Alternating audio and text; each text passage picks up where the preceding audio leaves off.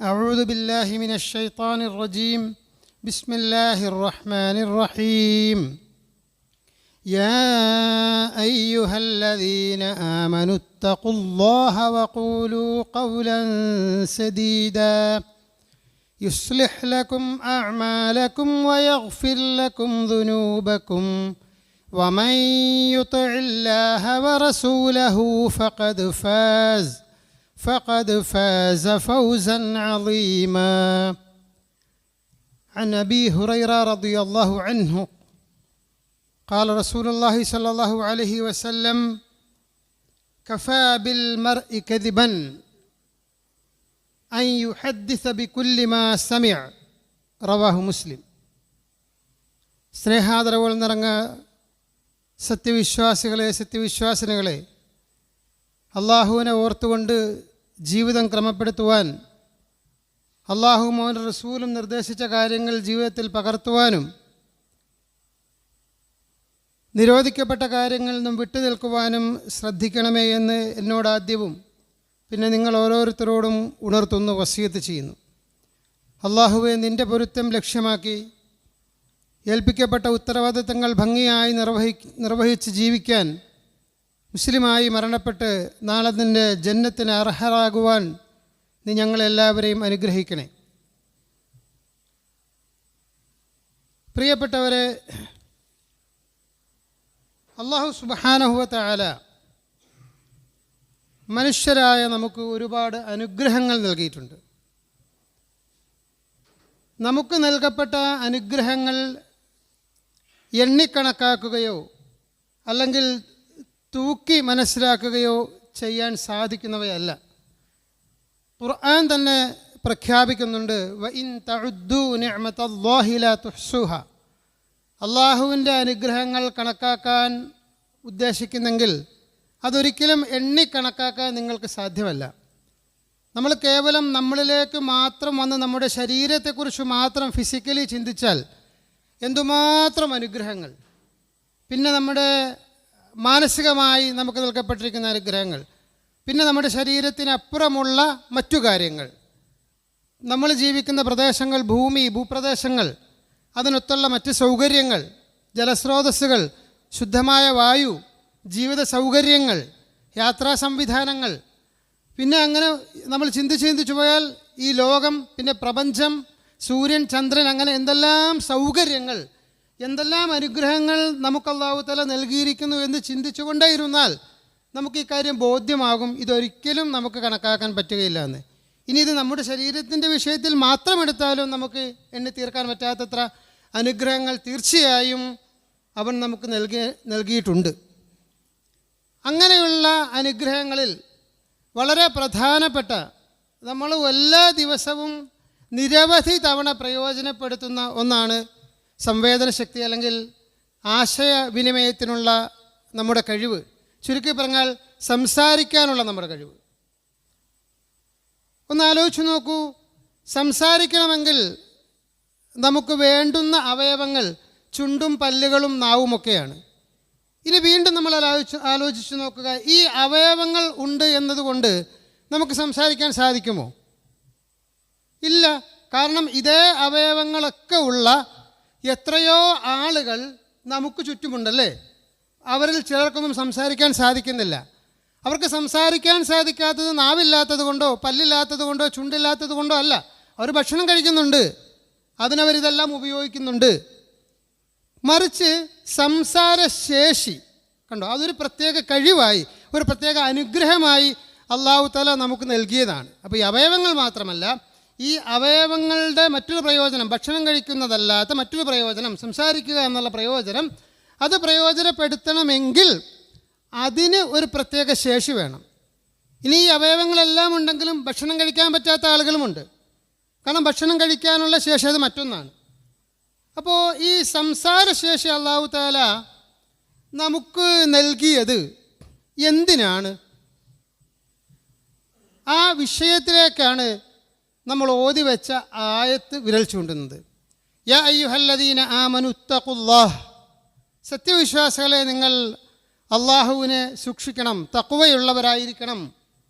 അള്ളാഹുവിൻ്റെ നിയമനിർദ്ദേശങ്ങളെക്കുറിച്ച് നിരന്തരമായ ചിന്തയും പഠനവും അത് പ്രാവർത്തികമാക്കലും ഉണ്ടാവണം, തഖ്വയുണ്ടാവണം. ചുരുക്കി പറഞ്ഞാൽ അതോട് ചേർത്ത് പറഞ്ഞു, വഖൂലു, നിങ്ങൾ പറയണം, ഖൗലൻ സദീദ, സദീദായ കൗലുകൾ.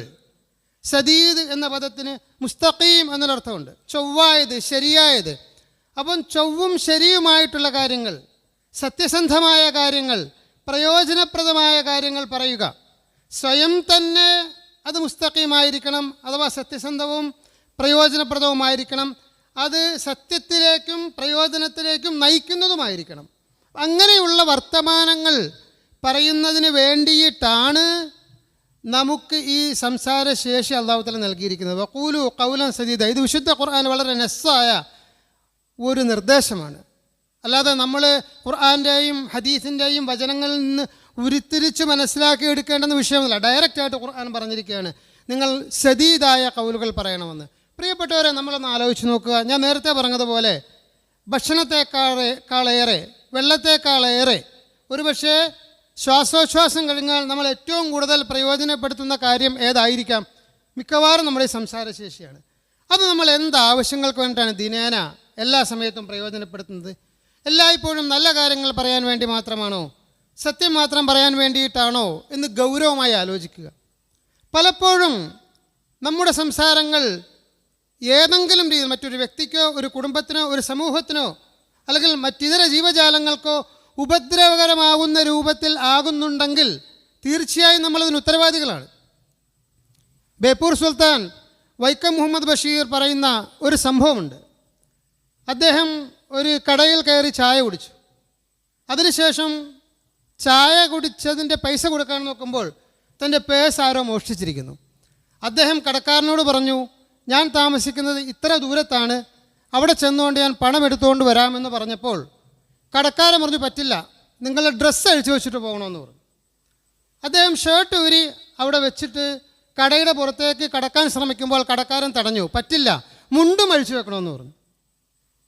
സ്വാഭാവികമായും അദ്ദേഹം വലിയ ധർമ്മസങ്കടത്തിലായി. തൻ്റെ അഭിമാനമാണ് ഇവിടെ കളങ്കപ്പെടാൻ പോകുന്നത്. ഈ സമയത്ത് ആരെങ്കിലും തന്നെ സഹായിക്കുമോ എന്ന പ്രതീക്ഷയോടെ അവിടെ ചായ കുടിച്ചുകൊണ്ടിരിക്കുന്ന ആളുകളുടെ മുഖത്തേക്ക് പ്രതീക്ഷയോടെ ബഷീർ നോക്കി.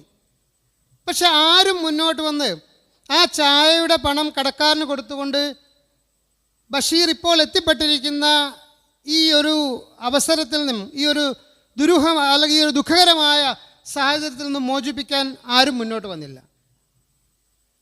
നിർബന്ധിതനായി തൻ്റെ മുണ്ട് അഴിക്കാൻ ഒരുങ്ങുമ്പോൾ പെട്ടെന്ന് രണ്ട് കൈകൾ അദ്ദേഹത്തെ തടയുകയാണ്.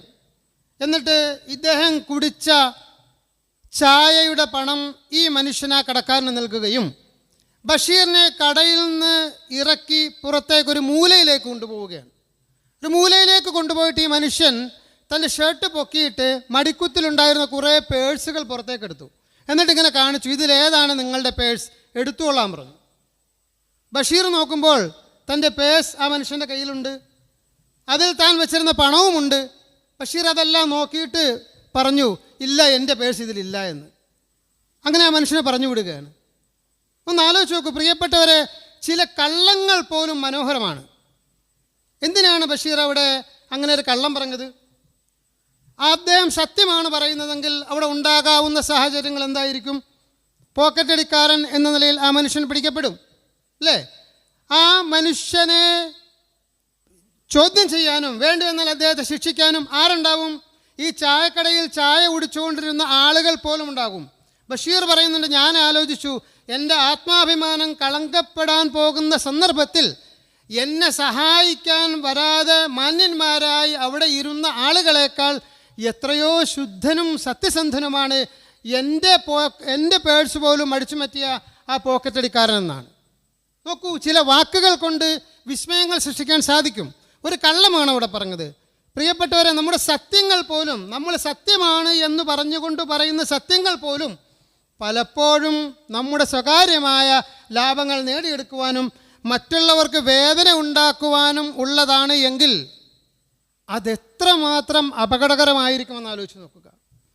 നമ്മുടെ സയൻസും ടെക്നോളജിയും വളർന്ന് വികാസം പ്രാപിച്ചതനുസരിച്ച് നമ്മുടെ ജീവിതം കുറേ കൂടി പ്രയോജനപ്രദമാക്കാൻ പറ്റുന്ന ഒരുപാട് സംവിധാനങ്ങൾ നമുക്ക് വന്നു, അല്ലേ? അതിൽ പ്രധാനപ്പെട്ട ഒന്നാണ് ഫോൺ.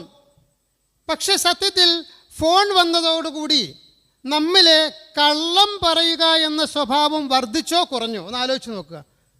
നമ്മൾ ശരിക്കും സ്വസ്ഥമായിട്ടിരുന്ന് ആലോചിച്ച് നോക്കിക്കഴിഞ്ഞാൽ പലപ്പോഴും കള്ളം പറയുന്നതിൻ്റെ അളവ് വർദ്ധിക്കുകയാണ് ചെയ്തിരിക്കുന്നത്. ഇപ്പോൾ ഞാനിങ്ങോട്ട് വന്നുകൊണ്ടിരിക്കുകയാണ്. എന്നെ ഒരാളിവിടെ വെയിറ്റ് ചെയ്യുന്നു കോട്ടയത്ത് 11 മണിക്ക്. ഞാൻ 10:55 ആകുമ്പോൾ പാലായിലാണ് എത്തിയിട്ടുള്ളത്. അപ്പോൾ എന്നെ വിളിച്ചിട്ട് ഈ സുഹൃത്ത് ചോദിക്കുകയാണ്, എവിടെ എത്തി ആസറെ? ഞാനത് ഇപ്പോൾ എത്തും, 1 മിനിറ്റിൽ ഞാൻ അവിടെ എത്തും എന്ന് ഞാൻ പറയുന്നു. ഇതേപോലെ പലപ്പോഴും പലരും സംസാരിക്കുന്നത് നമ്മൾ കേട്ടിട്ടുണ്ട്. ചിലപ്പോൾ നമ്മളൊക്കെ പറഞ്ഞിട്ടുമുണ്ട്. അങ്ങനെ പറഞ്ഞിട്ടുണ്ടെങ്കിൽ ഒന്ന് ആലോചിച്ച് നോക്കുക, അതെന്തു വലിയ കള്ളമാണ്, അതെന്തു വലിയ ചതിയാണ്. അതിനൊരുപാട് മാനങ്ങളുണ്ട്. നമ്മൾ പറയുന്ന ഒരു കള്ളം എന്നതിനപ്പുറം ആ മനുഷ്യൻ നമ്മുടെ വാക്ക് വിശ്വസിച്ചവിടെ നിൽക്കുകയാണെങ്കിൽ ഇനിയും ഒരു 3/4 മണിക്കൂറോളം സമയം അദ്ദേഹത്തിന് നഷ്ടമാണ്. എന്താ, അദ്ദേഹത്തിന് സമയത്തിന് വിലയില്ലേ? അപ്പോൾ അദ്ദേഹത്തിന് സമയത്തിന് ഞാൻ വില കൊടുക്കാതിരിക്കുന്നു. അദ്ദേഹത്തിൻ്റെ വിലപ്പെട്ട മറ്റു പല കാര്യങ്ങൾക്കും ഞാൻ ഒരു വിലയും നൽകുന്നില്ല. അദ്ദേഹത്തിൽ നിന്നും എനിക്ക് കിട്ടേണ്ടുന്ന പ്രയോജനത്തിന് ഞാൻ വലിയ വില നൽകുകയും ചെയ്യുന്നു. കാരണം ഞാനിപ്പോൾ പാലായിലേ എത്തിയിട്ടുള്ളൂ എന്ന് പറഞ്ഞാൽ സ്വാഭാവികമായിട്ട് മനുഷ്യൻ അവിടെ നിന്ന് പോകും. അങ്ങനെ ഞാൻ കോട്ടയത്ത് എത്തിക്കഴിഞ്ഞാൽ പിന്നെ അദ്ദേഹത്തെ ചിലപ്പോൾ വെയിറ്റ് ചെയ്യേണ്ടി വരും, ചിലപ്പോൾ കാണാൻ പറ്റിയില്ല എന്ന് വരാം. അങ്ങനെയാണെങ്കിൽ എനിക്കെൻ്റെ യാത്ര നഷ്ടമാകും, എൻ്റെ പണവും സമയവും എനിക്ക് നഷ്ടമാണ്. അതുണ്ടാവാതിരിക്കാനാണ് ഞാൻ ഈ കള്ളം പറയുന്നത്. പ്രിയപ്പെട്ടവരെ, പലപ്പോഴും കച്ചവട രംഗത്ത്, തൊഴിൽ രംഗത്തൊക്കെ ഇങ്ങനെ കള്ളം പറയുന്ന ഒരു സ്വഭാവം നമുക്കുണ്ട്. ഇത് പറയുന്നു എന്ന് മാത്രമല്ല, ഇത് പറഞ്ഞ് ഇതൊന്നും ഒരു തെറ്റൊന്നുമല്ല എന്ന ചിന്താഗതി നമുക്ക് വന്നു. അടിമയ്ക്ക് ചങ്ങലയും ആഭരണം എന്നൊരു പ്രയോഗമുണ്ട് എന്ന് പറഞ്ഞതുപോലെയാണ് തെറ്റുകൾ ചെയ്ത് ക്രമേണ നമുക്കത് നിസ്സാരമായി മാറും. അത് പ്രവാചകൻ പറയുന്നുണ്ട്. ഞാൻ നിങ്ങളുടെ കാര്യത്തിൽ ഭയപ്പെടുന്നത് ശിർക്ക് പോലെയുള്ള മഹാപാപങ്ങളെയല്ല, മറിച്ച് ചെറിയ പാപങ്ങളെയാണ് ഞാൻ ഭയപ്പെടുന്നത്. കൊച്ചു പാപങ്ങൾ ചെയ്തു തുടങ്ങുകയും അത് നിസ്സാരമാണെന്ന് കരുതുകയും ചെയ്യുന്ന മാനസികാവസ്ഥ വളരുന്നതോടുകൂടി ആ ചെറിയ തെറ്റിൻ്റെ എണ്ണം കൂടിക്കൊണ്ടേയിരിക്കും. ഒരാളെ കൊല്ലുന്നതിന് പകരം നമ്മളിങ്ങനെ ഒരാളുടെ വിലപ്പെട്ട സമയങ്ങൾ, എത്രയോ പേരുടെ വിലപ്പെട്ട സമയങ്ങൾ ഓരോ ദിവസവും കൊല്ലുകയാണെങ്കിലോ, ഒരാളുടെ വിലപ്പെട്ട വസ്തുക്കൾ നമ്മളൊരു വീട്ടിൽ കയറി മോഷ്ടിച്ചെടുക്കുന്നതിന് പകരം കുറേ ആളുകളുടെ വിലപ്പെട്ട സമയങ്ങൾ നമ്മൾ മോഷ്ടിച്ചെടുക്കുകയാണെങ്കിലോ അതൊന്നും മോഷണമല്ലേ? ആണല്ലോ. അതുകൊണ്ടാണ് പ്രവാചകനും അങ്ങനെ പറഞ്ഞത്, ചെറു തെറ്റുകളുടെ കാര്യത്തിൽ സൂക്ഷ്മത പാലിക്കാൻ. അപ്പം ഞാൻ പറഞ്ഞു വന്ന ഇതാണ്, നമുക്ക് ചെയ്ത് ഇതൊന്നും ഒരു തെറ്റേ അല്ല, ഇതൊന്നും ഒരു പ്രശ്നമല്ല, അതൊക്കെ എല്ലാവരും ചെയ്യുന്നതല്ലേ, അങ്ങനെയൊക്കെ ഇപ്പോൾ ജീവിക്കാൻ പറ്റുള്ളൂ എന്ന് നമ്മൾ ന്യായങ്ങൾ പറയുന്ന അവസ്ഥയിലേക്ക് എത്തി. ഇനി ആൻഡ്രോയിഡ് ഫോണുകളും സോഷ്യൽ മീഡിയയും വന്നതിന് ശേഷമുള്ള അവസ്ഥ എന്താണ്? കള്ളം പറച്ചിൽ മാത്രമല്ല, മറ്റും ഒരുപാട് തെറ്റുകൾ വർദ്ധിച്ചിട്ടുണ്ട്. ഏത് രീതിയിലുള്ള തെറ്റുകൾ? നമ്മുടെ ആയത്തുമായി, നമ്മുടെ ഇന്നത്തെ സംസാര വിഷയവുമായി ബന്ധപ്പെടുത്തിയാണ് ഞാൻ പറയുന്നത്. നമ്മുടെ കൗലുകൾ ഒരുപാട് വർദ്ധിച്ചിട്ടുണ്ട്. നമ്മൾ ഒരുപാട് തെറ്റായ കാര്യങ്ങൾ പ്രചരിപ്പിക്കുന്നുണ്ട്. പ്രിയപ്പെട്ടവരെ, മറ്റുള്ളവരെ ബുദ്ധിമുട്ടിക്കുന്നതിനെ ഇസ്ലാം എത്ര ഗൗരവമായിട്ട് കാണുന്നു എന്ന് നമുക്ക് മനസ്സിലാക്കാൻ നമ്മളിപ്പോൾ ഓതിയ ആയത്തിന് തൊട്ട് മുമ്പുള്ള ആയത്ത് പരിശോധിച്ചാൽ മതി. അതിൽ ബനൂ ഇസ്രായേൽ തങ്ങളുടെ പ്രവാചകനായ മൂസ അലൈഹി സ്വലാത്തു വസ്സലാമയ്ക്ക് നേരെ വ്യർത്ഥമായ, യാഥാർത്ഥ്യവുമായി ഒരു ബന്ധവുമില്ലാത്ത ചില ആരോപണങ്ങൾ ഉന്നയിച്ച് ബുദ്ധിമുട്ടിച്ചതിനെക്കുറിച്ച് പറയുന്നുണ്ട്. യാ അയ്യുഹല്ലദീന ആമനൂ ലാ തകൂനൂ കല്ലദീ ആദൗ മൂസ ഫബറഅല്ലാഹു മിമ്മാ ഖാലൂ വകാന ഇൻദല്ലാഹി വജീഹാ എന്നതാണ് ആയത്ത്. സത്യവിശ്വാസികളെ, നിങ്ങൾ മൂസയെ ഉപദ്രവിച്ചവരെ പോലെ ആകരുത്.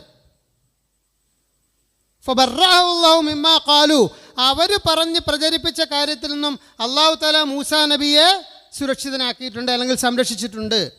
കാരണം വകാന ഇൻദല്ലാഹി വജീഹാ, അള്ളാഹുവിൻ്റെ അടുക്കൽ ഏറ്റവും ഉന്നതമായ സ്ഥാനമുള്ള ആളാണ് മൂസ എന്നാണ് ഖുർആനോട് പറയുന്നത്. അപ്പോൾ ഞാൻ പറഞ്ഞത് ആയത്തിൻ്റെ തുടക്കം ഇതാണ്. തഖ്വ കൊണ്ട് പറഞ്ഞതിന് ശേഷം പറഞ്ഞത് എന്താണ്? ലാ തകൂനു കല്ലദീ ആദൗ മൂസ, മൂസയെ വിഷമിപ്പിച്ചവരെ പോലെ നിങ്ങളാകരുത്. മൂസയുടെ പണം മോഷ്ടിച്ചിട്ടോ അല്ലെങ്കിൽ മൂസയെ കൊലപ്പെടുത്താൻ ശ്രമിച്ചിട്ടോ ബുദ്ധിമുട്ടിച്ചവരെ കുറിച്ചല്ല ഇവിടെ പറയുന്നത്. മറിച്ച് മൂസാ നബിയെക്കുറിച്ച് ചില അപവാദങ്ങൾ, പറയാൻ പാടില്ലാത്ത അല്ലെങ്കിൽ യാഥാർത്ഥ്യവുമായി ബന്ധമില്ലാത്ത ചില കാര്യങ്ങൾ പറയുകയും അത് ഏറ്റെടുത്ത് പ്രചരിപ്പിച്ചവരെയും കുറിച്ച് പറയുമ്പോഴാണ് ഈ ആയത്ത് വന്നിരിക്കുന്നത്. ഒന്ന് ആലോചിച്ച് നോക്കൂ, സോഷ്യൽ മീഡിയയുടെ ഉപയോഗം വളരെ വർദ്ധിച്ച രൂപത്തിലാണെന്ന്. നമുക്ക് കിട്ടുന്ന എത്രയോ വാർത്തകൾ നമ്മൾ വളരെ സിമ്പിളായി ഷെയർ ചെയ്തുകൊണ്ടേയിരിക്കുകയാണ്. ഇത് ഞാൻ നേരത്തെ പറഞ്ഞതുപോലെ നമ്മൾ നിസ്സാരമായിട്ടാണ് കാണുന്നത്. എൻ്റെ വോളിൽ വന്ന വാർത്ത ഞാൻ ഷെയർ ചെയ്യുന്നു, അത്രയല്ലേ ഉള്ളൂ. അതിപ്പോൾ ഞാൻ പറഞ്ഞാണെന്നില്ലല്ലോ. അങ്ങനെ ചിന്തിക്കാൻ സത്യവിശ്വാസിക്ക് പറ്റില്ല. നമുക്ക് കിട്ടുന്ന വാർത്തകൾ അത് സത്യമാണെന്ന് നമ്മൾ എന്ത് ചെയ്യണം? ഉറപ്പാക്കേണ്ടതുണ്ട്. ഇവിടെ ഈ 2 ആയത്തുകളിലും ഉപയോഗിച്ചിരിക്കുന്ന ഖൗൽ എന്ന പദത്തിന് മൊത്തത്തിൽ വിശേഷിച്ചും നമ്മുടെ കാലഘട്ടത്തിൽ വാക്ക്, വർത്തമാനം എന്ന അർത്ഥം മാത്രം എടുത്താൽ പോരാ, ഖബർ, വാർത്ത എന്നൊരർത്ഥവും കൂടെ നമ്മൾ എടുക്കേണ്ടതുണ്ട്. കാരണം നമ്മൾ കേൾക്കുന്നതാണല്ലോ പറയുന്നത്. മനുഷ്യൻ അങ്ങനെയാണല്ലോ പരിചയിച്ചു വന്നിരിക്കുന്നത്. ഒരു ശിശുവിൽ നിന്നും ഒരു മനുഷ്യനായിട്ടുള്ള വളർച്ചയിൽ എങ്ങനെയാണ് മനുഷ്യൻ സംസാരിക്കുന്നത്? ആദ്യം തൻ്റെ ഉമ്മ പറഞ്ഞ വാക്കുകൾ കേട്ട് റിപ്പീറ്റ് ചെയ്ത്, വാപ്പ പറഞ്ഞ വാക്കുകൾ പറഞ്ഞ്, പിന്നെ ചുറ്റുപാടൊന്നും കേട്ട വാക്കുകൾ പറഞ്ഞ് അങ്ങനെയാണല്ലോ നമ്മൾ സംസാരം പഠിക്കുന്നത്. അപ്പോൾ കേൾക്കുന്നതേ പറയാൻ പറ്റുള്ളൂ. അപ്പോൾ ആ പറയുന്ന വാക്കുകൾ സ്വാഭാവികമായിട്ടും കേട്ടതായതുകൊണ്ട് നമ്മൾ കേൾക്കുന്ന വാർത്തകൾ അത് നമ്മൾ പറയുമ്പോൾ ആ വാർത്ത സത്യസന്ധമാണ് എന്ന് ഉറപ്പിക്കാൻ നമുക്ക് ഉത്തരവാദിത്വമുണ്ട്. ഇത് നമ്മൾ കവലയിൽ നിന്ന് കേട്ട വാർത്ത വീട്ടിൽ വന്ന് പറയുമ്പോൾ മാത്രമല്ല, നമ്മുടെ വാളിൽ വരുന്ന നമ്മുടെ സോഷ്യൽ മീഡിയ പ്ലാറ്റ്ഫോമിൽ അതേതുമായിക്കോട്ടെ, ട്വിറ്റർ ആവട്ടെ, ഫേസ്ബുക്ക് ആവട്ടെ, വാട്സപ്പ് ആവട്ടെ, സർവ്വവ്യാപിയായ വാട്സപ്പ് ആവട്ടെ, എന്തിലാണെങ്കിലും വരുന്ന വാർത്തകൾ അത് സത്യമാണോ അല്ലയോ എന്ന് ഉറപ്പിച്ചിട്ട് മാത്രമേ മറ്റൊരാൾക്ക് ഷെയർ ചെയ്യാൻ സത്യവിശ്വാസിക്ക് സാധിക്കൂ. ഉറപ്പില്ലെങ്കിലോ ഷെയർ ചെയ്യരുത്. അത് തന്നെയാണ് വേണ്ടത്. ഒരു പക്ഷേ അത് സത്യമാണെങ്കിലും അല്ലെങ്കിലും അതങ്ങ് വിട്ടേക്കാം, അതുകൊണ്ട് വലിയ ദൂഷ്യമൊന്നുമില്ലല്ലോ എന്ന് കരുതേണ്ടതില്ല. കാരണം അത് സത്യമല്ല എങ്കിൽ അത് ചിലപ്പോൾ ഉണ്ടാക്കിയേക്കാവുന്ന ദുരന്തങ്ങൾ നമ്മൾ പല വാർത്തകളിലും വായിച്ചിട്ടുള്ളതാണ്. സോഷ്യൽ മീഡിയ വഴി ഒരു കാര്യം പ്രചരിക്കുന്നു, പക്ഷേ അതിൻ്റെ സത്യാവസ്ഥ മറ്റൊന്നായിരിക്കും. അതുകൊണ്ട് വളരെ ഏറെ നമ്മൾ ശ്രദ്ധിക്കേണ്ടതുണ്ട്. ഒരു 35 വർഷങ്ങൾക്ക് മുമ്പ് ഒരു നാട്ടിലുണ്ടായ ഒരു സംഭവം. ആ സംഭവത്തിൽ ഞാനും കൂടി അതിൻ്റെ നേർക്ക് നേരെ ഇടപെട്ട ആളായതുകൊണ്ടാണ് ഞാൻ ഇത്ര ധൈര്യത്തോടെ പറയുന്നത്. ഒരു സ്കൂളിലെ ടീച്ചർ ഖുർആൻ കീറി എന്നതാണ് ഉണ്ടായ പ്രചാരണം. സ്വാഭാവികമായി മുസ്ലിമീങ്ങൾ തിങ്ങിപ്പാർക്കുന്ന ഒരു പ്രദേശം എന്ന നിലയ്ക്ക് ഈ സംഭവം വലിയ ഒരു ചൂടുള്ള വാർത്തയായി. സ്കൂളിലേക്ക് ഞാൻ എത്തുമ്പോൾ എല്ലാ കൂട്ടുകാരും പുറത്തേക്ക് ഇറങ്ങി നിൽക്കുകയാണ്. ഈ വിഷയമാണ് ചർച്ച ചെയ്യുന്നത്. നമുക്ക് അന്ന് അങ്ങനെയുള്ള വാർത്തകൾ കിട്ടുക. അപ്പോൾ സ്വാഭാവികമായിട്ടും കോടതി സ്കൂളുകളിലെ രാഷ്ട്രീയമൊക്കെ നിരോധിക്കുന്നതിന് മുമ്പുള്ള കാലഘട്ടം. അപ്പോൾ സമരങ്ങൾ കൊണ്ട്, സ്കൂൾ സമരങ്ങൾ കൊണ്ട് സമ്പന്നമാണെന്ന് കേരളത്തിലെ സ്കൂൾ കലാലയങ്ങളൊക്കെ. അപ്പോൾ ഈ ഒരു വിഷയത്തിൽ സമരവുമായി വിദ്യാർത്ഥികൾ ഇറങ്ങിക്കഴിഞ്ഞു. ഞങ്ങൾ സമരവുമായി, ഞങ്ങളുടെ സ്കൂളിലല്ല സംഭവം, മറ്റൊരു സ്കൂളിലാണ്. ആ സ്കൂളിലേക്ക് സമരവും നയിച്ചുകൊണ്ട് ഞങ്ങളവിടെ എത്തുമ്പോഴേക്കും നാട്ടിലുണ്ടായിരുന്ന എല്ലാ സ്കൂളുകളിൽ നിന്നും വിദ്യാർത്ഥി സമരങ്ങൾ അവിടെ എത്തിച്ചേർന്നിട്ടുണ്ട്. സ്കൂൾ മൊത്തത്തിൽ നിറഞ്ഞിരിക്കുകയാണ്. ഫ്രണ്ടിലുള്ള മൈതാനം നിറയെ വിദ്യാർത്ഥികളാണ്. അതോടൊപ്പം ചില മുതിർന്ന ആളുകളും നേതാക്കന്മാരും ഒക്കെ എത്തിച്ചേർന്നു. പള്ളി പരിപാലന മഹല്ല് ആളുകളും ഒക്കെ എത്തിച്ചേർന്നു. സംഭവം ആകെ കൊഴുത്തു, വലിയ വിഷയമായി. ഈ കൃത്യം ചെയ്ത ടീച്ചറാവട്ടെ പേടിച്ച് വിറച്ചു. അവർ സ്കൂളിൻ്റെ ഏതോ ഒരു മൂലയിൽ ഇരിക്കുകയാണ്. ഒരു നിർഭാഗ്യവശാൽ അവരൊരു നോൺ മുസ്ലിം ടീച്ചറും കൂടിയാണ്. അപ്പോൾ ഒന്ന് ആലോചിച്ച് നോക്കുക സംഭവത്തിൻ്റെ ഗൗരവം എത്ര വലുതായിരിക്കുമെന്ന്. എന്തായാലും ആ സംഭവത്തിന് പരിസമാപ്തി ഉണ്ടാവുന്നത് ആ ടീച്ചറെ ഒരു 10-15 ദിവസത്തേക്ക് സ്കൂൾ മാനേജ്മെൻറ്റ് സസ്പെൻഡ് ചെയ്ത് അവരെ വീട്ടിലേക്ക് വിടുന്നതോടുകൂടിയാണ്. പക്ഷേ ഈ സംഭവത്തിൻ്റെ വശം മറ്റൊന്ന്, ഇതിന് ശേഷമുള്ള അടുത്ത ദിവസം ഇതുമായി ബന്ധപ്പെട്ട വളരെ അടുത്ത് സംസാരിച്ച ചില ആളുകളിൽ നിന്നും കിട്ടിയ വാർത്ത എന്താണെന്ന് പറഞ്ഞാൽ, ഈ ടീച്ചർ കീറിയത് ഖുർആനല്ല. നമുക്കറിയാം 80ൻ്റെ അവസാനങ്ങൾ 90കളുടെ തുടക്കങ്ങളിൽ കേരളത്തിൻ്റെ സാമൂഹിക ജീവിത പരിസരത്തേക്ക് മാലിന്യങ്ങൾ വന്നു തുടങ്ങുന്നതേ ഉള്ളൂ. 1990-ൽ വിശിഷ്യ 92-ലെ ബാബരി ധ്വംസനത്തിന് ശേഷമാണ് ഇന്ത്യയിൽ മൊത്തത്തിലുള്ള ഒരു ധ്രുവീകരണം സംഭവിക്കുന്നത്. ആ ധ്രുവീകരണത്തെ തുടർന്നാണ് കേരളം പോലെയുള്ള ഉത്തരേന്ത്യൻ സംസ്ഥാനങ്ങളിലൊക്കെ സാമൂഹിക ജീവിതത്തിൽ ഇത്ര വിഷലിപ്തമായ ചിന്തകളും ധാരകളുമൊക്കെ വന്നു തുടങ്ങുന്നത്. അന്ന് RSS എന്നൊക്കെ പറഞ്ഞാൽ കേരളത്തിൻ്റെ ഏതെങ്കിലുമൊക്കെ മൂലയ്ക്ക് വളരെ വളരെ ചെറിയ ശബ്ദത്തിൽ മാത്രം കേൾക്കാനുണ്ടായിരുന്ന ശബ്ദങ്ങളായിരുന്നു ആ കാലഘട്ടങ്ങളിൽ.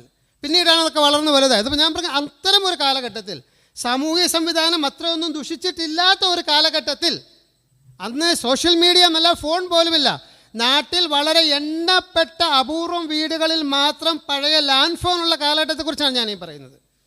അന്ന് ഈ ഒരു സംഭവം വ്യാപിക്കുകയും ഇങ്ങനെ ആളുകൾ കൂടി പ്രശ്നമുണ്ടാവുകയും ചെയ്ത് ഇങ്ങനെ ഒരു ശിക്ഷാ നടപടി അവർക്കെതിരെ എടുക്കുകയും ചെയ്തതിന് ശേഷം ആ സംഭവത്തിൻ്റെ നിജസ്ഥിതിയെക്കുറിച്ചാണ് ഞാൻ പറയുന്നത്. ഖുർആൻ കീറിയതല്ലായിരുന്നു.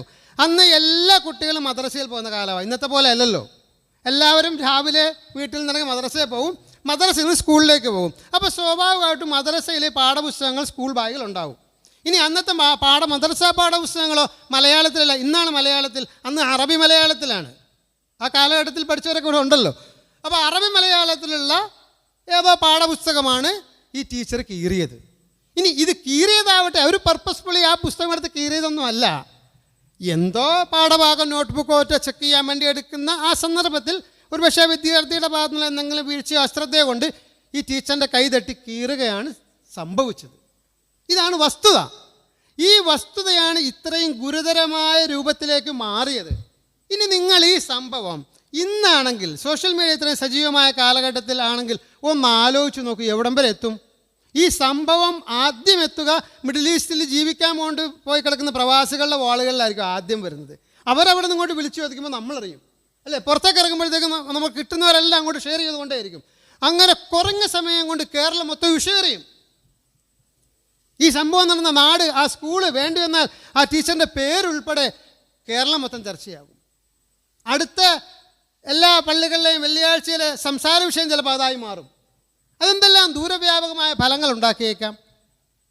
ആ കാലഘട്ടത്തിൽ ഉണ്ടായ ഒരു സംഭവം അത്രയും പ്രശ്നമുണ്ടാക്കിയെങ്കിൽ പ്രിയപ്പെട്ടവരെ, സോഷ്യൽ മീഡിയയിലൂടെ നമ്മൾ ഷെയർ ചെയ്യുന്നതിന് മുമ്പ് ഒന്ന് ആലോചിക്കണം. ഇതെന്തെങ്കിലും ദുരന്തമുണ്ടാക്കുമെങ്കിൽ വേണ്ട.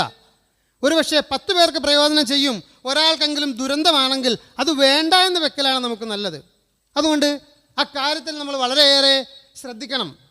പ്രവാചകൻ സല്ലല്ലാഹു അലൈഹി വസല്ലം പറയുന്നതായി അബൂ ഹുറൈറ റളിയല്ലാഹു തആല അൻഹു നിന്നും ഇമാം മുസ്ലിം നിവേദനം ചെയ്യുന്ന ഹദീസിൽ നമുക്കിങ്ങനെ കാണാം. കഫാ ബിൽ മർഇ കദിബൻ, ഒരാൾ കള്ളം പറയുന്നതിന് ഇതുമാത്രം മതി. പ്രവാചകൻ പറയാണ് എന്ത്? ഐ യുഹദ്ദിസ, അവൻ എടുത്തു പറയുക എന്നുള്ളത്, ബികുല്ലി മാ സമിഅ, കേട്ടതൊക്കെ വിളിച്ചു പറയുന്ന സ്വഭാവം മാത്രം മതി ഒരുത്തൻ കള്ളം പറയുന്നവനാകാനെന്ന്. കേൾക്കുന്ന കള്ളങ്ങളെല്ലാം വിളിച്ചു പറയുന്ന സ്വഭാവം മാത്രം മതി ഒരാൾ കള്ളനാവാനെന്നല്ല പ്രവാചകൻ പറയുന്നത്. ശ്രദ്ധിക്കണം, പ്രവാചകൻ കേൾക്കുന്നതെല്ലാം വിളിച്ചു പറയുന്ന സ്വഭാവം മതി ഒരുത്തൻ കള്ളനാകാനെന്ന്. നഊദു ബില്ലാഹ്. നമ്മൾ ഗൗരവമായിട്ട് എടുക്കണം. നമ്മളെന്തെല്ലാം കേൾക്കുന്നു, ആ കേൾക്കുന്നതെല്ലാം മറ്റുള്ളവരിലേക്ക് നമ്മൾ പറയുന്നു. ഞാൻ നേരത്തെ പറഞ്ഞതുപോലെ ഇവിടെ വാക്കെന്ന രീതിയിൽ മാത്രം എടുക്കേണ്ട, എഴുത്തും കമ്മ്യൂണിക്കേഷന് വേണ്ടി നമ്മൾ ഉപയോഗിക്കുന്ന ആധുനിക സംവിധാനങ്ങൾ എന്തെല്ലാമുണ്ടോ അതെല്ലാം ഈ നിയമത്തിൻ്റെ പരിധിയിൽ വരും. പക്ഷേ നമുക്കറിയാം ഏറ്റവും കൂടുതൽ നമ്മൾ ഉപയോഗിക്കുന്നത് വാക്കുകളാണ്, പിന്നെ എഴുത്തുകളാണ്. വാക്കുകൾക്കും എത്രയോ കാലങ്ങൾക്ക് ശേഷമാണ് എഴുത്തിലേക്ക് മനുഷ്യൻ വരുന്നത്. വിശുദ്ധ ഖുർആൻ്റെ പ്രഥമ സംബോധിതരായിരുന്ന അറബികളുടെ ചരിത്രം അതിന് ഉദാഹരണമാണല്ലോ. ഖുർആൻ അവതരിക്കുന്നത് ഒരക്ഷര വിപ്ലവമായിട്ടാണ്, സാഹിത്യ വിപ്ലവമാണ് ഖുർആൻ. പക്ഷേ ആ ഖുർആൻ്റെ പ്രഥമ സംബോധിതരായിരുന്ന അറബികളിൽ സ്വന്തം പേരെഴുതാനും വായിക്കാനും അറിയുന്ന ആളുകൾ വളരെ വിരളമായിരുന്നു. എന്തിന്? ആ ഗ്രന്ഥം കൊണ്ട് മനുഷ്യരിലേക്ക് വന്ന പ്രവാചകനായ മുഹമ്മദ് പോലും ഉമ്മിയായിരുന്നു എന്ന് ഖുർആൻ പറയുന്നു. ഉമ്മിയിന് നിരക്ഷരൻ എന്നാണ് പൊതുവിൽ കൊടുക്കുന്ന അർത്ഥം. അങ്ങനെയാണെങ്കിൽ പ്രവാചകനും എഴുത്തും വായനയും അറിയില്ലാത്ത ആളായിരുന്നു. തന്നെയല്ല, പ്രവാചക ചരിത്രത്തിൽ ഒരിക്കലും പ്രവാചകൻ എന്തെങ്കിലും എഴുതി എന്നുള്ളതിന് നമുക്ക് കൃത്യമായ തെളിവുകളും ഇല്ല. അപ്പോൾ ഞാൻ പറഞ്ഞു വന്നത്, എഴുത്തിനേക്കാൾ മുമ്പേ വായനയും വർത്തമാനവും, എഴുത്തിനേക്കാൾ മുമ്പേ വർത്തമാനമുണ്ട്, അതിനുശേഷമാണ് എഴുത്ത് വരുന്നത്. അതിനൊക്കെ ശേഷമാണ് ഇപ്പോൾ പുതിയ പുതിയ സംവിധാനങ്ങൾ വന്നത്. ഏറ്റവും ലേറ്റസ്റ്റ് സംവിധാനം എടുത്തു നോക്കിക്കേ, അതിലും ആക്ച്വലി നടക്കുന്ന എന്താ? എഴുത്തും വായനയും തന്നെയല്ലേ. ഉദാഹരണത്തിന് നമ്മൾ വാട്സപ്പ് വഴി ടെക്സ്റ്റ് മെസ്സേജ് അയക്കുന്നെങ്കിൽ നമ്മൾ ടെക്സ്റ്റ് എഴുതുകയാണ്, റൈറ്റിംഗ് ആണ് അല്ലേ. ഇപ്പോൾ കൂടുതൽ ആളുകൾ എന്താണ് വോയിസ് മെസ്സേജ് അയക്കുന്നത്. അപ്പോൾ എന്താ? കൗല, വർത്തമാനമാണ്. അപ്പോൾ എന്താണെങ്കിലും ശരി, പുതിയ രൂപങ്ങൾ വന്നു എന്നേ ഉള്ളൂ. അപ്പോൾ കേൾക്കുന്നതെല്ലാം പറഞ്ഞു നടക്കുന്ന ഒരു സ്വഭാവം സത്യവിശ്വാസിക്ക് ഭൂഷണമല്ല, അത് അപകടത്തിലേക്ക് കൊണ്ടുപോകും എന്നാണ് നമ്മൾ മനസ്സിലാക്കേണ്ടുന്നത്. അതുകൊണ്ട് വളരെ ശ്രദ്ധയോടെ വേണം നമ്മൾ നമുക്ക് കിട്ടുന്ന സോഷ്യൽ മീഡിയ വഴി കിട്ടുന്ന വാർത്തകളും വർത്തമാനങ്ങളും പ്രചരിപ്പിക്കുന്നത് എന്നുണർത്തുകയാണ്. പ്രിയപ്പെട്ടവരെ, വളരെ ഉത്തരവാദിത്തം നിറഞ്ഞ ഒരു ജീവിത സംവിധാനത്തെ സ്വയം ഏറ്റെടുത്തവരാണ് നമ്മൾ. ഓതി വെച്ച ആയത്തിന് ശേഷമുള്ള ആയത്തുകൾ ഇക്കാര്യമാണ് പറയുന്നത്. അല്ലാഹ് പറയുകയാണ്, ഇന്നാ അറദ്നൽ അമാനത അലസ് സമാവാതി വൽ അർദ് ഫഅബൈന അൻ യഹ്മിൽനഹാ വഅഷ്ഫഖ്ന മിൻഹാ വഹമലഹൽ ഇൻസാൻ ഇന്നഹു കാന ളലൂമൻ ജഹൂല.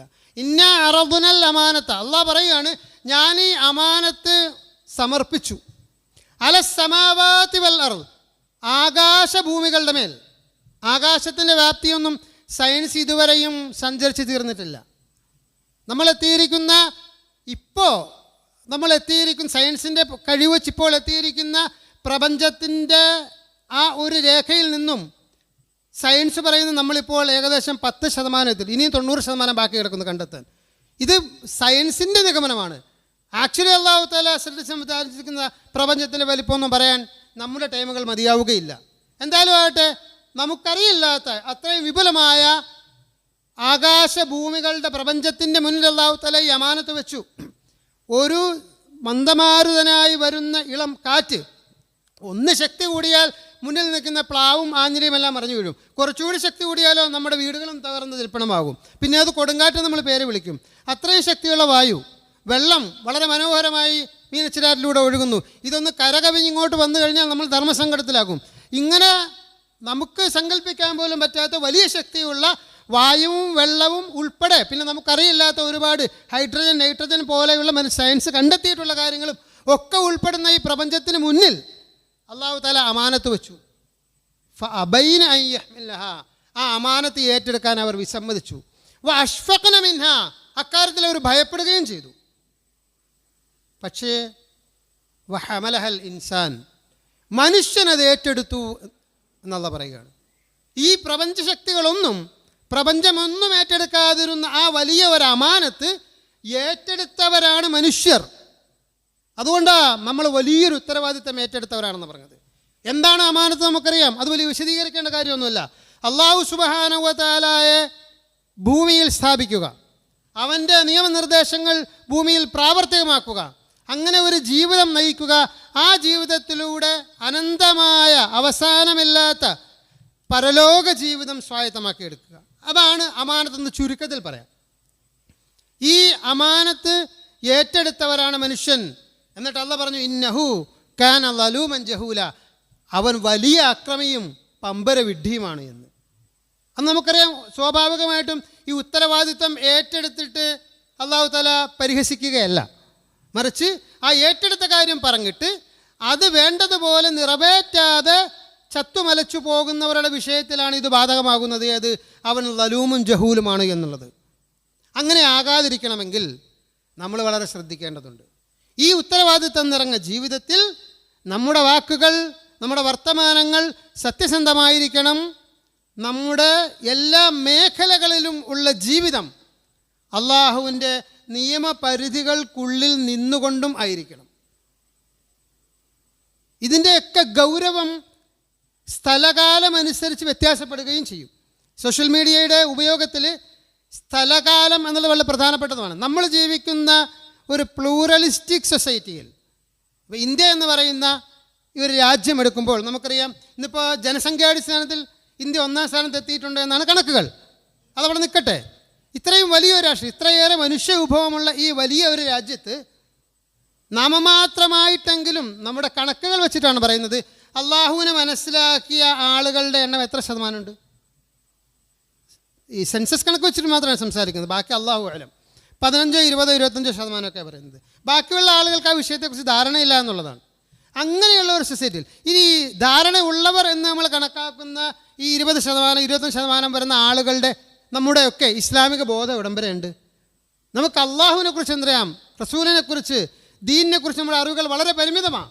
ഇതൊന്നും ലഭിക്കാത്ത ആളുകളുടെ മാനസികാവസ്ഥ എന്തായിരിക്കും? അങ്ങനെയൊക്കെ ഉള്ള ആളുകൾ ജീവിക്കുന്നു. ഇനി മറുവശത്താകട്ടെ, എല്ലാ കാലത്തും ഉള്ളതുപോലെ ഇസ്ലാമിൻ്റെ ശക്തികൾ ഇന്നും ശക്തമായി പ്രവർത്തിച്ചു കൊണ്ടേയിരിക്കുന്നു. ഇതെല്ലാം സ്വാഭാവികമായിട്ടും മനുഷ്യരുള്ളിടത്താണല്ലോ ഇത് രണ്ടും കൂടുന്നത്. ഇത് രണ്ടും വളരെ മത്സരിച്ച് മുന്നേറിക്കൊണ്ടേയിരിക്കുന്ന ഒരു പ്രദേശത്താണ് നമ്മൾ ജീവിക്കുന്നത്. ഇനി നമ്മൾ ജീവിക്കുന്ന കാലഘട്ടത്തിൻ്റെ പ്രത്യേകതയും നമുക്കറിയാം. വളരെ ഫാസ്റ്റായിട്ട് വിവരങ്ങൾ പകർന്നു കൊടുക്കാൻ പറ്റുന്ന ഒരു കാലഘട്ടത്തിലാണ് നമ്മൾ ജീവിക്കുന്നത്. എത്രയും ഫാസ്റ്റായിട്ട് നിയോ സെക്കൻഡുകൾ കൊണ്ട് കാര്യങ്ങൾ കൈമാറാൻ പറ്റുന്ന ആർട്ടിഫിഷ്യൽ ഇൻ്റലിജൻസിൻ്റെ കാലഘട്ടത്തിലാണ് നമ്മൾ ജീവിക്കുന്നത്. അപ്പോൾ അതുകൊണ്ട് ഇവിടെ നിന്നുകൊണ്ട് സോഷ്യൽ മീഡിയ ഉപയോഗിക്കുമ്പോൾ പ്രിയപ്പെട്ടവരെ മറ്റൊരു സ്ഥലത്ത് നിന്ന് ഒരുപക്ഷെ മുസ്ലിം ഭൂരിപക്ഷ പ്രദേശങ്ങളായ അറബ് രാജ്യങ്ങളിലൊക്കെ നിന്നുകൊണ്ട് ഉപയോഗിക്കുന്നതിനേക്കാൾ കൂടുതൽ ശ്രദ്ധിക്കേണ്ടി വരും. ഒരുപാട് തെറ്റിദ്ധാരണ, ഒരുപാട് പഴയ സംഭവങ്ങൾ, വർഷങ്ങൾക്ക് മുമ്പുള്ള സംഭവങ്ങളുടെയൊക്കെ വീഡിയോകളൊക്കെ എഡിറ്റ് ചെയ്തിട്ട് ചിത്രങ്ങൾ മോഫ് ചെയ്തിട്ട് ഒക്കെ സോഷ്യൽ മീഡിയ വഴി പ്രചരിപ്പിച്ചിട്ട് പ്രശ്നങ്ങൾ ഉണ്ടാക്കാൻ, സമാധാനത്തോടെ ജീവിക്കുന്ന മനുഷ്യർക്കിടയിൽ പ്രശ്നങ്ങൾ ഉണ്ടാക്കാൻ ശത്രുക്കൾ പടച്ചുവിടുന്ന വീഡിയോകൾ നമ്മൾ അറിഞ്ഞോ അറിയാതെ ഷെയർ ചെയ്യുന്നുണ്ട്. ഒരിക്കലും വൈകാരികമായി നമ്മൾ മാറാതിരിക്കണം, വൈചാരികമായിരിക്കണം, ചിന്തിച്ച് മാത്രമേ നമ്മൾ കാര്യങ്ങൾ ചെയ്യാവൂ എന്നാണ് ഖുർആൻ്റെയും ഇസ്ലാമിൻ്റെയും താല്പര്യം. നോക്കൂ, അങ്ങനെ ജീവിക്കുകയാണെങ്കിൽ, ഈ വലിയ ഉത്തരവാദിത്തം ഏറ്റെടുത്തവർ സൂക്ഷ്മതയോടെ ജീവിക്കുകയാണെങ്കിൽ, അവരുടെ കമ്മ്യൂണിക്കേഷനിൽ സൂക്ഷ്മത പുലർത്തുന്നവരാണെങ്കിൽ അവർക്കുള്ള മെച്ചത്തെക്കുറിച്ച് ആയത്തിൻ്റെ ബാക്കി ഭാഗം സംസാരിക്കുന്നുണ്ട്. എന്താ അല്ലാഹ് പറഞ്ഞത്? യുസ്ലിഹു ലക്കും അഅമാലക്കും, നിങ്ങളിത് പാലിക്കുകയാണെങ്കിൽ, നിങ്ങളുടെ കമ്മ്യൂണിക്കേഷനിൽ നിങ്ങളിത് പാലിക്കുമെങ്കിൽ, യുസ്ലിഹു ലക്കും അഅമാലക്കും, നിങ്ങളുടെ കർമ്മങ്ങൾ ഞാൻ നിങ്ങൾക്ക് സ്വാലിഹാക്കി തരാം. എന്താണ് സ്വാലിഹായ കർമ്മം? നമ്മൾ കഴിഞ്ഞ ഖുതുബയിൽ പറഞ്ഞതാണ്. സ്വാലിഹായ കർമ്മങ്ങൾ മാത്രമേ അള്ളാഹു സ്വീകരിക്കുകയുള്ളൂ എന്ന് നമ്മൾ സമർത്ഥിച്ചതാണ്. അപ്പോൾ നോക്കൂ, നിങ്ങളുടെ കർമ്മങ്ങൾ നിങ്ങൾക്ക് സ്വാലിഹാക്കി തരാം. നമ്മുടെ കർമ്മങ്ങൾ സ്വാലിഹാക്കാൻ അള്ളാഹ് തീരുമാനിച്ചാൽ മാത്രമേ നടക്കുകയുള്ളൂ. അത് മറ്റൊരു വശവും കൂടിയാണ്. ഇത് അള്ളാഹു തആല നമുക്ക് ഗ്യാരണ്ടി തരികയാണ്. പിന്നെയോ വയഗ്ഫിർ ലക്കും ദുനൂബക്കും, നിങ്ങളുടെ പാപങ്ങൾ ഞാൻ നിങ്ങൾക്ക് പുറത്തു തരാം. നമ്മൾ ആരാ പാപം ചെയ്യാത്തവർ? ആരുമില്ല. നമ്മൾ പാപം ചെയ്യുന്നത് നമ്മളാണെങ്കിലും ഇത് പുറത്തു തരാൻ നമുക്കാരാവുള്ളൂ? നമ്മുടെ അള്ളാഹ് അല്ലാതെ. അള്ളാഹു തആല വാഗ്ദാനം ചെയ്യുകയാണ്, നിങ്ങൾക്ക് ഞാൻ നിങ്ങളുടെ പാപങ്ങൾ പുറത്തു തരികയും ചെയ്യാം. എന്നിട്ട് അള്ളാഹു തആല അതിൻ്റെ ബാക്കിയായിട്ട് പറഞ്ഞു, വയഗ്ഫിർ ലക്കും ദുനൂബക്കും വമൻ യുതിഇല്ലാഹ വറസൂല, ആരെങ്കിലും അള്ളാഹുവിനെയും അവൻ്റെ റസൂലിനെയും അനുസരിക്കുന്നുവെങ്കിൽ ഫഖദ് ഫാസ ഫൗസൻ അലീമ, അവൻ ഉന്നതമായ വിജയം നേടിയെടുത്തിരിക്കുന്നു എന്നാണ്. പ്രിയപ്പെട്ടവരെ, എന്താ ഉന്നതമായ വിജയം? നമുക്കറിയാം, ഇവിടുത്തെ ജീവിതമല്ല ഉന്നതമായ വിജയം, പരലോക ജീവിതമാണ്. പക്ഷെ പരലോക ജീവിതം പരലോകത്ത് പോയിട്ട് സമ്പാദിച്ചെടുക്കാൻ പറ്റുന്നതല്ലല്ലോ. ഇവിടെ നിന്ന് സമ്പാദിച്ചതിൻ്റെ കൾട്ടിവേഷനാണ് നമുക്ക് പരലോകത്ത് പോയി ചെയ്യാൻ പറ്റുക. അതിൻ്റെ ഹാർവസ്റ്റിംഗ് ആണ് പരലോകത്ത് ചെയ്യാൻ പറ്റുക. കൊയ്തെടുക്കുക എന്നുള്ളത് മാത്രമാണ്. അപ്പോൾ നമ്മൾ കൾട്ടിവേറ്റ് ചെയ്യേണ്ടത് നല്ല ശീലങ്ങൾ നമ്മളും നമ്മുടെ കുടുംബാംഗങ്ങളിലും സമൂഹത്തിലും വളർത്തിയെടുക്കുകയും പ്രയോഗത്തിൽ കൊണ്ടുവരികയും ചെയ്യേണ്ട നമ്മളാണ്. സ്വാഭാവികമായിട്ടും അത് ചെയ്യുമ്പോൾ ഇവിടെ തന്നെ ഒരുപാട് ഗുണങ്ങൾ ഉണ്ടാകും. അഥവാ നമ്മൾ ചെയ്യുന്ന തിന്മകൾ കൊണ്ടുണ്ടാകുന്ന ദുരന്തങ്ങൾ എന്തൊക്കെയാണ് അതൊക്കെ ഇല്ലാതാകുമല്ലോ. സമാധാനപൂർണ്ണമായ ഒരു ജീവിതം എല്ലാ മനുഷ്യർക്കും ഇവിടെ ലഭ്യമാകും. അത് ഇവിടുത്തെ മെച്ചമാണ്. ഇതിനൊക്കെ അപ്പുറം എന്നെന്നും നിലനിൽക്കുന്ന പരലോക ജീവിതം, അള്ളാഹുവിൻ്റെ സ്വർഗത്തിലെ സുന്ദരമായ ജീവിതം നമുക്ക് ലഭ്യമാവുകയും ചെയ്യും. അതാണ് നമ്മുടെ കമ്മ്യൂണിക്കേഷനിൽ, നമ്മുടെ സോഷ്യൽ മീഡിയ ഉപയോഗത്തിൽ, നമ്മുടെ ടെലിഫോൺ സംഭാഷണത്തിൽ, അല്ലാതെ നേർക്കുനേരെയുള്ള സംഭാഷണങ്ങളാവട്ടെ, എന്തുമാവട്ടെ, ഏത് മീഡിയയും ആവട്ടെ, നമ്മൾ ഉപയോഗിക്കുന്ന, നമ്മൾ പ്രയോജനപ്പെടുത്തുന്ന മേഖലകളിലൊക്കെ ശ്രദ്ധ പതിപ്പിച്ചാൽ നമുക്ക് കിട്ടുന്ന മെച്ചം. ഇല്ലെങ്കിൽ വലിയ നഷ്ടകാരികളായി നമ്മൾ മാറുകയും ചെയ്യും. അല്ലാഹു സുബ്ഹാനഹു വ തആല അത്തരം ദുരന്തത്തിൽ നിന്നും നമ്മെ എല്ലാവരെയും കാത്തുരക്ഷിക്കുമാറാവട്ടെ. അഖൂലു ഖൗലി ഹാദാ വഅസ്തഗ്ഫിറുല്ലാഹൽ അദീമ ലീ വലക്കും വഅസ്തഗ്ഫിഹു അന്നി വഅൻകും വഅൻ ജമീഇൽ മുസ്ലിമീന വൽ മുഅ്മിനീന അജ്മഈന ഫസ്തഗ്ഫിറൂഹു ഇന്നഹു ഹുവൽ